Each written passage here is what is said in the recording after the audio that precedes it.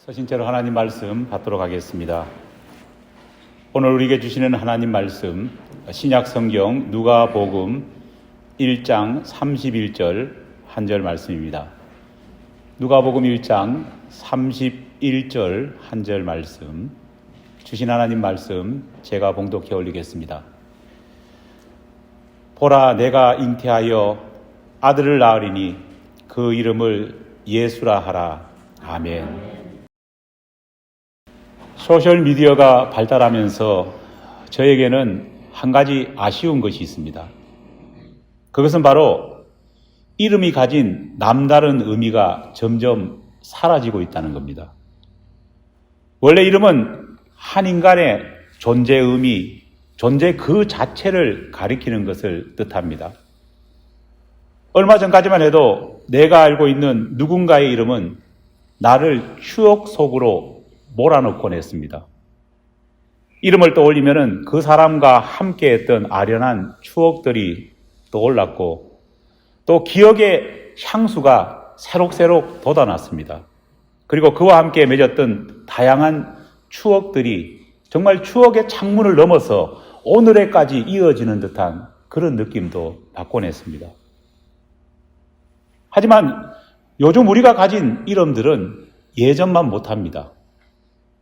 카톡 같은 우리가 가지고 있는 휴대폰 속에 소셜미디어의 수많은 이름들이 적게는 수십 개, 많게는 수천 개까지 있지만은 그 이름들이 우리에게 어떤 의미를 가지느냐, 그 의미가 많이 퇴색된 것 같습니다. 물론 사람들 가운데는 자기 휴대폰에 얼마나 많은 사람의 이름이 저장되어 있느냐, 그걸 가지고 내가 가진 인맥의 파워가 이 정도다 흐뭇해하는 사람도 있습니다. 제가 아는 어떤 분은요, 휴대폰에 2,000개의 이름이 저장되어 있다고 자랑을 하시더라고요. 하지만 여러분, 좀 더 한번 깊게 생각해 봅시다. 내가 휴대폰에 가지고 있는 그 수많은 이름들, 여러분들 다 알고 계십니까? 그 이름들을 보면은 정말 추억이 새록새록 돋아나는 그런 의미 있는 이름들입니까? 대부분은 내가 알지 못하는 이름들이 있습니다. 내게 특별한 추억이나 감흥, 의미를 주지 못하는 그런 이름들이 사실은 대부분 아닙니까? 고등학교 시절 참 좋아했던 시가 있습니다. 여러분도 아실 겁니다. 김춘수 시인의 꽃이라는 시가 있지 않습니까? 이 시를 보면은 이런 부분이 있습니다. 내가 그의 이름을 불러주기 전에는 그는 다만 하나의 몸짓에 지나지 않았다. 내가 그의 이름을 불러주었을 때 그는 나에게로 와서 꽃이 되었다. 아멘 하시면 안 됩니다. 제가 우리 집사람하고 연애할 때 연애 편지에 적었던 시가 바로 이 시입니다. 뭣도 모르고 적었는 거죠. 시인은 어떤 존재의 진정한 생명을 불어넣어 주는 것이 바로 이름이다. 그렇게 이야기를 합니다. 하지만 이 말이 단순히 이름을 한번 그냥 불러주었기 때문에 그 행위 때문에 이름에 특별한 의미가 있다. 그런 뜻은 아니지 않습니까?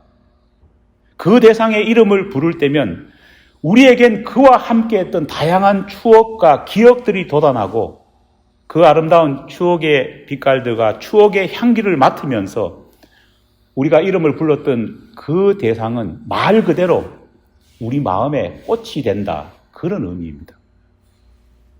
하지만 우리에겐 비록 이름을 부르지만 어떤 그 이름의 감흥도 느끼지 못하는 그런 이름, 그런 때도 참 많습니다.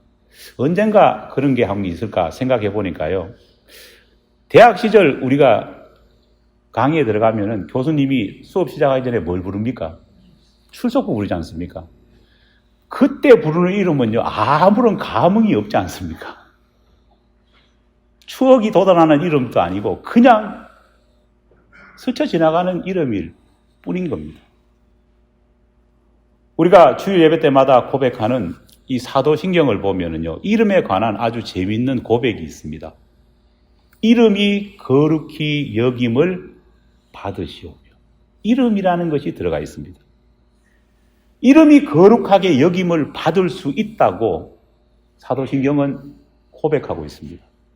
다시 말해, 한 사람의 이름을 부를 때 그 이름을 부르는 그 사람이 그 불려지는 이름 때문에 거룩함을 느끼게 된다는 그런 고백입니다. 여러분, 도대체 이게 무슨 말일까요? 어떻게 이름 때문에 그 이름을 부르면서 내가 거룩함을 느끼고 내 주변 사람이 그 이름 때문에 하나님의 거룩 속으로 빠져들 수 있는 것일까요? 이렇게 된다면 얼마나 좋을까요? 옥민호 목사님 이름을 부를 때마다 거룩함을 느끼고 하나님의 그 거룩함을 목사님의 이름을 부를 때마다 느끼게 됩니다. 그런 소리 들으면 얼마나 좋을까요? 로마서 16장을 읽어보면요, 이 사도신경의 고백, 이름을 통해 거룩함을 느낀다는 것이 무슨 의미인지가 나와 있습니다. 로마서 16장에서 보면 사도 바울은 그의 편지를 마무리하면서요, 수많은 이름들을 부르고 있습니다. 그리고 그 이름들을 부르면서 하나님께 감사하고 하나님 앞에서 그 이름을 부르면서 그 이름을 통해서 하나님 앞에 감격하고 거룩함과 기쁨에 휩싸이는 그런 사도 바울의 모습을 보게 됩니다. 베베라는 인물의 이름을 부르면서 브루스가와 아굴라라고 하는 이 부부의 이름을 부르면서 임블리아라고 하는 이 사람에게 문안 인사를 전하면서 우르바노와 스다구, 에벨레에게 그리고 또 아리스토블로와 헤르디온과 나기수의 가정을 기억하면서 사도 바울은 특별한 은혜를 느낀다, 그렇게 말하고 있습니다. 이외에도 사도 바울은 로마서 16장에서 수많은 이름을 부르면서 그 이름을 통해서 믿음의 도전을 받고 거룩함을 느끼고 있음을 말하고 있습니다. 사도 바울이 로마서 16장에서 하나하나 부른 그 이름은 우리가 휴대폰에서 갖고 있는 그런 이름과는 근본적으로 다르지 않습니까? 삶의 그냥 편의를 위해서, 내 사업을 위해서 단지 내 휴대폰에 담고 있는 그런 이름이 아니라 한 사람 한 사람 이름을 부를 때마다 그 마음 가운데에 거룩함이 느껴지는 이름. 성경에서는 그런 이름을 뭐라고 말하느냐? 스티그마, 흔적이다. 흔적이 남는 이름이다. 그렇게 표현하고 있습니다. 바울이 거룩하게 느끼는 그 이름들, 이름을 부를 때마다 하나님이 생각나고 하나님의 은혜가 기억되게 만드는 그 이름들이 여러분의 삶 가운데는 있습니까? 사도 바울의 마음 깊이 울림을 일으켰던 그 이름, 어떻게 보면은 오늘 사도 바울이 가지고 있는 믿음의 색깔을 규정지어줬던 그 이름들은 사실은 사도 바울의 가족의 이름도 아니었고 친척의 이름도 아니었습니다. 하지만 그 이름을 부를 때마다 사도 바울은 가족애보다 더 큰 믿음 안에서 가족애를 느꼈고 형제애보다 더 큰 믿음 안에서 형제애를 느꼈다는 겁니다. 사랑하는 여러분, 여러분에게는 이런 이름이 있습니까? 여러분이 가지고 간직하고 있는 이름들은 과연 어떤 이름입니까? 사도 바울이 로마서를 기록하면서 서신 말미에 하나하나 기억하면서 기쁨 가운데 거룩함을 느꼈던 그 이름이 우리에게 진정으로 있느냐는 겁니다. 오늘 성경 본문 말씀 짧지 않습니까? 보라, 내가 잉태하여 아들을 낳으리니 그 이름을 뭐라고요? 예수라 하라. 믿습니까? 천사 가브리엘이 마리아에게 수태고지를 하는 장면 가운데 한 장면입니다. 처녀 마리아는요, 천사를 통해서 앞으로 내가 아들을 낳을 건데 그 이름을 예수라 하라, 그런 메시지를 전달받게 됩니다. 여러분, 마리아가 네가 아들을 낳을 건데 너의 아들 이름을 예수라 할 것이다, 이 말을 듣고 나서 마리아의 심정이 어땠을까요? 객관적으로 보면은요, 이게 굉장히 엄청난 사건입니다. 좋은 일이 아닙니다.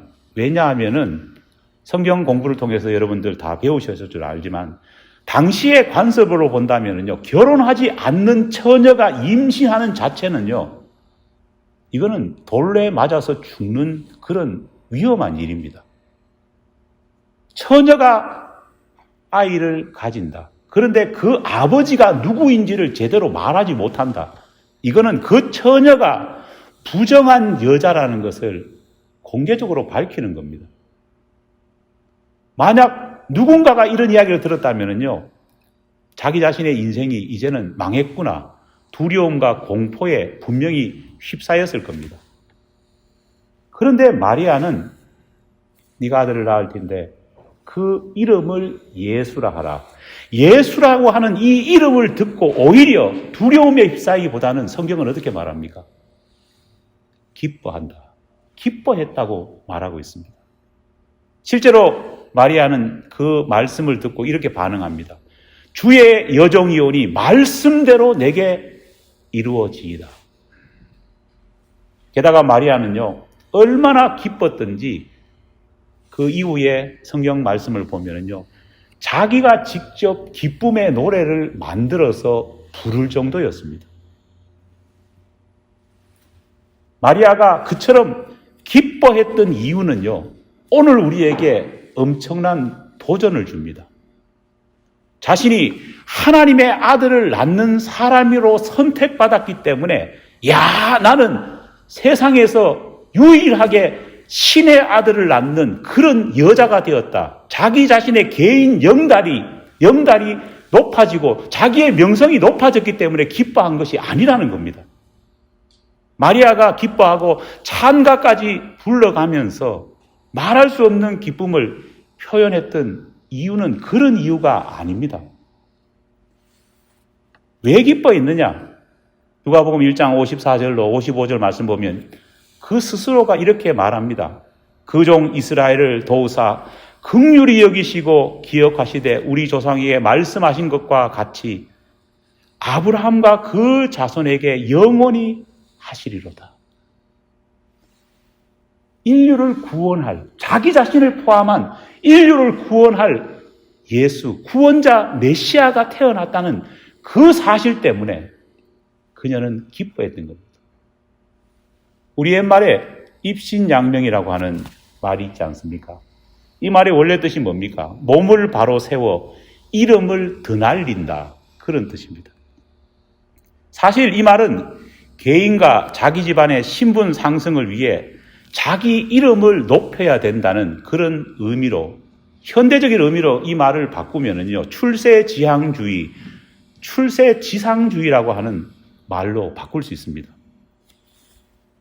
그러나 참 신앙인이었던 마리아는 그의 고백 속에서 예수라고 하는 이름을 가지고 출세하려고, 예수라는 이름을 가지고 자기 이름을 드높이려 하지 않았습니다. 마리아는 예수라고 하는 인물, 위대한 인물이 자기 가문에 태어났기 때문에 우리 가문이 입신양명하게 되었다, 그래서 기쁨의 찬양을 했던 것이 아닙니다. 오직 그녀의 기쁨은요, 자신이 낳을 아들, 자기 자신이 낳을 아들의 이름, 그 예수 그리스도가 이스라엘 민족은 물론 온 인류의 죄로 인한 참혹한 모습에서 큰 구원의 기쁨을 하나님이 이루어 주셨다는 사실 때문에 기뻐했던 겁니다.